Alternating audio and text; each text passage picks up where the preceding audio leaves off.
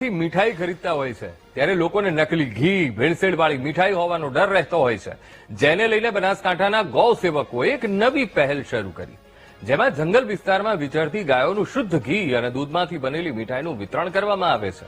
મોહનથાળ, લાડુ, બરફી સહિત 5 પ્રકારની મીઠાઈ તૈયાર કરીને બ્રહ્મપુરી આશ્રમ ખાતે વેચવામાં આવે છે અને આ વર્ષે 1500 કિલો દેશી ઘી અને 3000 કિલો માવામાંથી મીઠાઈ બનાવી વેચવામાં આવે છે.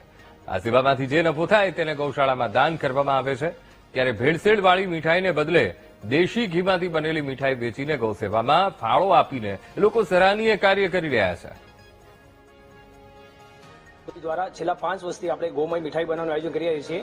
આમાં કુલ 5 પ્રકારની મીઠાઈ બનાવી છીએ, જેમાં મોહનથાળ, કાલાજામ, પિસ્તા બરફી, કેસર કાજુ કતરી અને રાજભોગ લાડુ.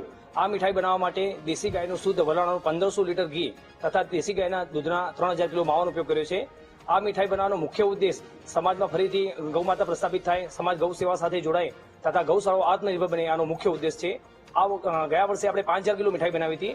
આ વખતે લગભગ 9000 કિલો ઉપર મીઠાઈ બનશે. કે અહીંયા જે બી ગાયના ઘીમાંથી પ્રોડક્ટ બને છે એ સમાજ માટે ખૂબ જ હેલ્ધી છે. સમાજ એનું નિરોગી બને, સારું બને, સ્વાસ્થ્ય સારું રહે.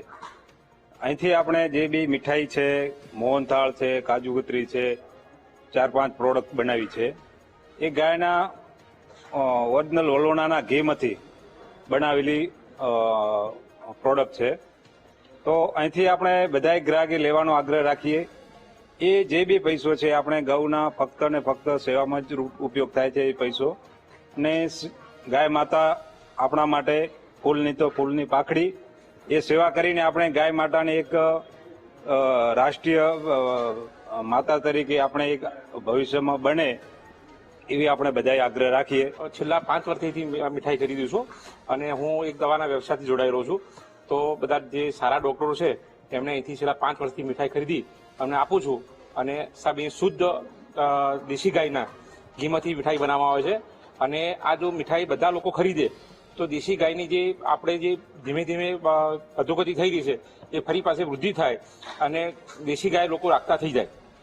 બજારમાં જે ઘી આવે છે એ કઈ પ્રકારનું આપણે આવે છે બધા જાણીએ છીએ, જ્યારે અહીંયા શુદ્ધ અને સાત્વિક ઘી વાપરવામાં આવે છે, જે તેની મીઠાઈ લોકો ડોક્ટરો યા કોઈ પણ કસ્ટમરના બચ્ચાઓ છોકરાઓ ખાય તો એનું રિઝલ્ટ સારું મળે અને એમને કોઈ પ્રકારની બીમારી ન થાય.